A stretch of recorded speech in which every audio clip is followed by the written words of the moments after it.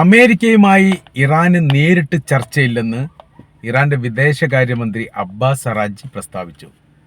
കഴിഞ്ഞ ദിവസം ഇറാനുമായിട്ടുള്ള യുദ്ധം ഏറെക്കുറെ അവസാനിച്ചിട്ടുണ്ട് എന്നുള്ളതും അവരുമായി ഒരു തുറന്ന ചർച്ചയോടനുബന്ധിച്ച് പ്രശ്നത്തിന് രമ്യമായിരിക്കുന്ന പരിഹാരമുണ്ടാവും എന്ന് അമേരിക്കൻ പ്രസിഡന്റ് ഡൊണാൾഡ് ട്രംപ് പറഞ്ഞതിനോട് പ്രതികരിച്ചുകൊണ്ടാണ് ഇറാന്റെ വിദേശകാര്യമന്ത്രി ഈ കാര്യം പറഞ്ഞത്. ഇറാനുമായുള്ള ആക്രമങ്ങൾ ഇനിയില്ല, അത് ഏറെക്കുറെ അവസാനിച്ചിരിക്കുന്നു. തിങ്കളാഴ്ച ഇറാനുമായിട്ട് ചർച്ച നടത്തുന്നു. ഹോർമുസിൻ്റെയും ആണവ കരാറുമായിട്ട് ബന്ധപ്പെട്ട വിഷയത്തിലൊക്കെ ഒരു കൃത്യമായിരിക്കുന്ന ഒരു ധാരണ ഇതോടനുബന്ധിച്ച് ഉണ്ടാകും. തങ്ങൾ ഉദ്ദേശിച്ച തരത്തിൽ ആക്രമണം നടന്നിരുന്നുവെങ്കിൽ, അഥവാ രണ്ടാം ഘട്ടത്തിൽ ശക്തമായിരിക്കുന്ന ആക്രമണ പരമ്പര തന്നെ ഇറാന് നേരെ അമേരിക്ക നടത്താൻ വേണ്ടി തീരുമാനിച്ചു. ആ തീരുമാനത്തിൽ നിന്നാണ് ഇപ്പോൾ അമേരിക്ക പിന്മാറിയിരിക്കുന്നത്. ഒരുപാട് രാജ്യങ്ങളുടെ ഇടപെടൽ, സൗദി അറേബ്യ അടക്കമുള്ള രാജ്യങ്ങളുടെ വലിയ ഇടപെടലും കാര്യങ്ങളൊക്കെ ഉണ്ടായിട്ടുണ്ട്. അതിനോടനുബന്ധിച്ചാണ് ഈ മാറ്റം എന്ന് ട്രംപിനോടനുബന്ധിച്ചുള്ള ഒരു പ്രതികരണവും അതിൻ്റെ കൂടെ വന്നിട്ടുണ്ട്. അപ്പോൾ അതിൻ്റെ തുടർച്ചയായ രീതിയിൽ ട്രംപ് പറഞ്ഞിരിക്കുന്ന കാര്യം ഇങ്ങനെയാണ്: തങ്ങൾ ഉദ്ദേശിച്ച തരത്തിൽ ആക്രമണം നടന്നിരുന്നെങ്കിൽ അത് രണ്ടാം ലോക യുദ്ധത്തിന് ശേഷമുള്ള മാരകമായിരിക്കുന്ന ഒരു ആക്രമണമായിട്ട് അവസാനിക്കുമായിരുന്നു. എത്രത്തോളം നാശങ്ങളും മരണങ്ങളും ഉണ്ടാകുമെന്ന് കണക്ക് കൂട്ടാൻ പറ്റാത്ത വിധമായിരിക്കും ഇറാന് മേൽ അമേരിക്ക ആധിപത്യം സ്ഥാപിക്കുക, അതല്ലെങ്കിൽ അവർക്ക് മേൽ ഇറാന് മേൽ അമേരിക്ക ബോംബ് വർഷം നടത്തുക എന്നാണ് ട്രംപ് പറഞ്ഞത്. ട്രംപിൻ്റെ ഈ പ്രസ്താവനയുമായിട്ട് ബന്ധപ്പെട്ട് പ്രതികരണം വന്നു. ഇസ്മായിൽ ബഗായി തന്നെ, അതായത് സ്പീക്കർ തന്നെ ഈ വിഷയവുമായിട്ട് ബന്ധപ്പെട്ട് പ്രതികരിച്ചു. ആ പ്രതികരണവും വളരെ മനോഹരമാണ്. ഇറാനെ ആക്രമിച്ചാൽ രണ്ടാം ലോക യുദ്ധത്തിൽ ജർമ്മനിക്കുണ്ടായിരിക്കുന്ന ഫലമായിരിക്കും അമേരിക്കക്കുണ്ടാവുക. രണ്ടാം ലോക യുദ്ധത്തിൽ നമുക്കറിയാം അഡോൾഫ് ഹിറ്റ്ലർ ആത്മഹത്യ ചെയ്തതാണ്. ഒരുപക്ഷെ അതായിരിക്കും ഉദ്ദേശിക്കുന്നത്. നിലനിൽക്കാൻ പറ്റാത്ത വിധം ഭൂമിയിൽ നിന്ന് തുടച്ചു നീക്കുന്ന സാഹചര്യം അവനവൻ തന്നെ സൃഷ്ടിക്കുന്നതായിരിക്കും ഈ ഇറാന് നേരെയുള്ള ആക്രമണത്തിന് അമേരിക്കയ്ക്ക് ലഭിക്കുന്ന പ്രതിഫലനം എന്നുകൂടി പറയുന്നു. അതോടുകൂടി ചോദ്യം ഉത്തരവായി. അമേരിക്കയെ ഒരു പരിഗണിക്കുന്ന ഒരു തരത്തിലുള്ള ഒരു സമീപനവും ഇറാൻ്റെ ഭാഗത്ത് ഇപ്പോൾ പുറത്തു വന്നിട്ടില്ല.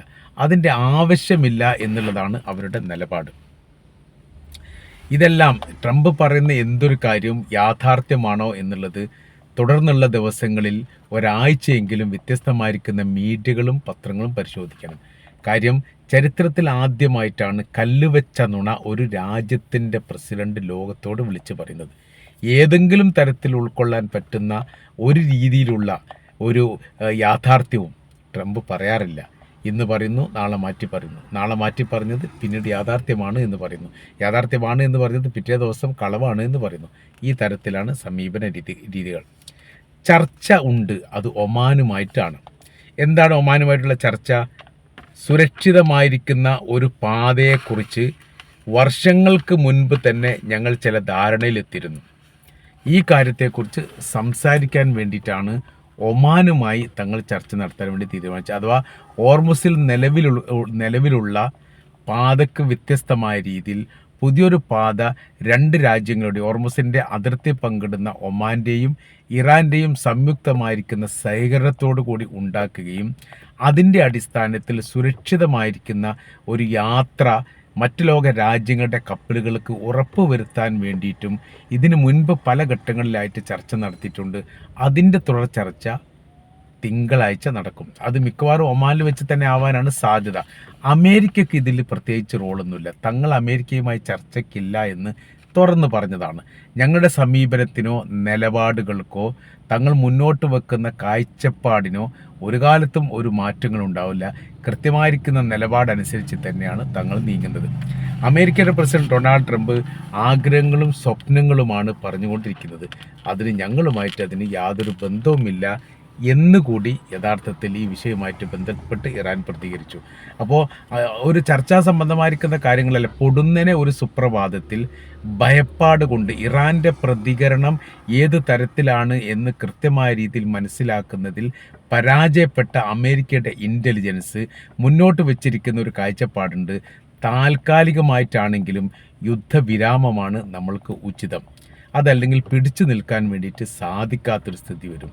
ഇതുവരെ ഉപയോഗിച്ച ആയുധങ്ങളായിരിക്കില്ല ഇറാൻ ഉപയോഗിക്കുക.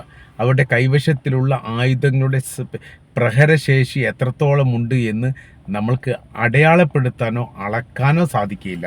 അത്രക്ക് തന്നെയാണ് എന്ന് ഈ വിഷയവുമായിട്ട് ബന്ധപ്പെട്ട് ഇസ്രായേലിൻ്റെ ഈ ഇൻ്റലിജൻസ് ഡിപ്പാർട്ട്മെൻറ്റും ഇതേ അഭിപ്രായം പറഞ്ഞിട്ടുണ്ട്.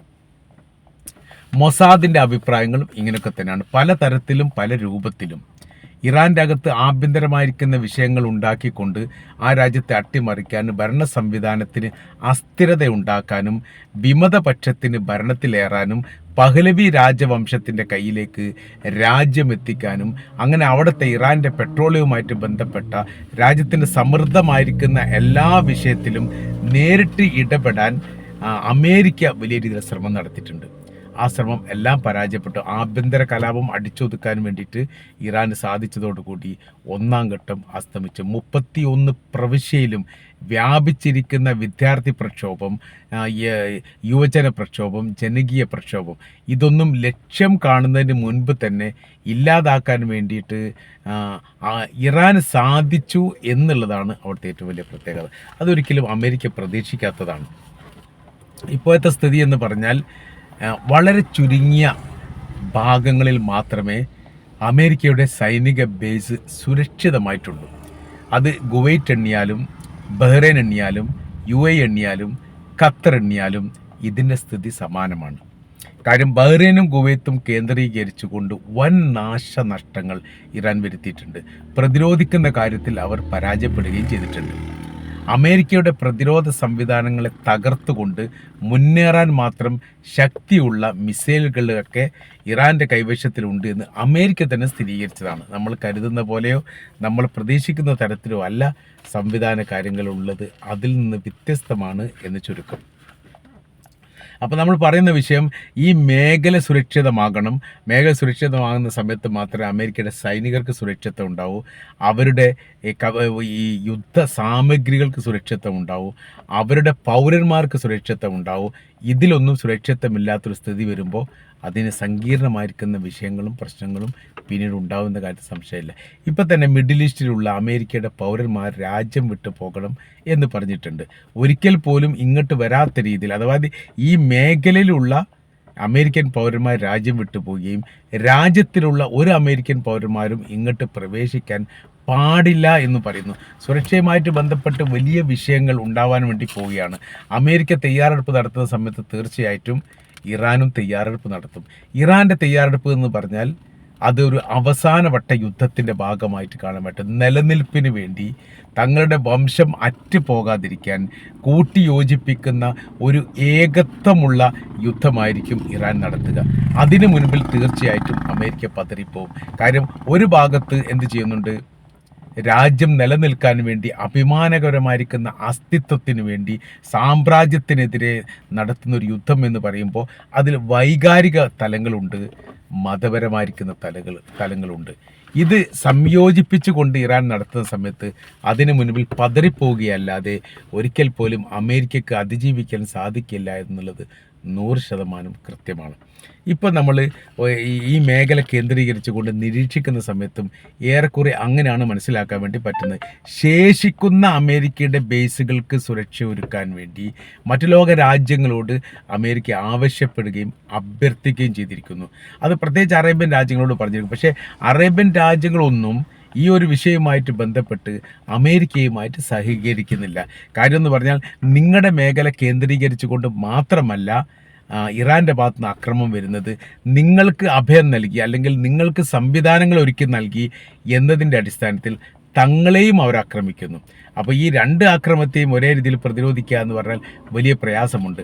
അതിന് ഏറ്റവും സുരക്ഷിതമായിരിക്കുന്ന മാർഗം എന്ന് പറയുന്നത് നിങ്ങൾ രാജ്യം വിട്ടു പോവുക എന്നുള്ളതാണ്. അതിലൂന്നിയിരിക്കുന്ന കാര്യങ്ങൾ മാത്രമേ സംസാരിക്കാനുള്ളൂ എന്നും അറബ് രാജ്യങ്ങൾ പറയുന്നു. അപ്പോൾ ഇപ്പോഴത്തെ ഒരു സ്ഥിതി കാര്യങ്ങൾ നോക്കുന്ന സമയത്ത് നേരിട്ട് ചർച്ച നടത്തുന്നു, അല്ലെങ്കിൽ ചർച്ച നടത്താൻ വേണ്ടി തീരുമാനിക്കുന്നു, ദിവസം നിശ്ചയിക്കുന്നു, ഇതൊന്നും ഇല്ലാത്ത കാര്യമാണ്. കളവുകൾ ഇങ്ങനെ പ്രചരിപ്പിച്ചു കൊണ്ടേയിരിക്കുക. ഇറാന് വലിയ താല്പര്യമാണ് യുദ്ധവിരാമവുമായിട്ട് ബന്ധപ്പെട്ട് എന്ന് ട്രംപ് ഇതിന് മുൻപ് പറഞ്ഞിട്ടുണ്ട്. ഞങ്ങൾക്ക് യുദ്ധവുമായിട്ട് ബന്ധപ്പെട്ട് ഒരു താല്പര്യക്കുറവുമില്ല. അമേരിക്കയുമായിട്ട് എല്ലാ കാലത്തും എപ്പോഴും യുദ്ധം ചെയ്യാൻ തങ്ങൾ തയ്യാറാണ് എന്ന് ഇറാൻ അതിന് പ്രതികരണം നൽകിയതോടുകൂടി യഥാർത്ഥത്തിൽ കള്ളൻ കപ്പലിൽ തന്നെ എന്ന് പറയുന്ന സ്ഥിതിയിലേക്കാണ് ഇപ്പോഴത്തെ നിലവിലെ സാഹചര്യങ്ങൾ നീങ്ങിക്കൊണ്ടിരിക്കുന്നത് എന്ന് തീർച്ചയായിട്ടും നമുക്ക് പറയാൻ വേണ്ടിയിട്ട് സാധിക്കുന്നതാണ്.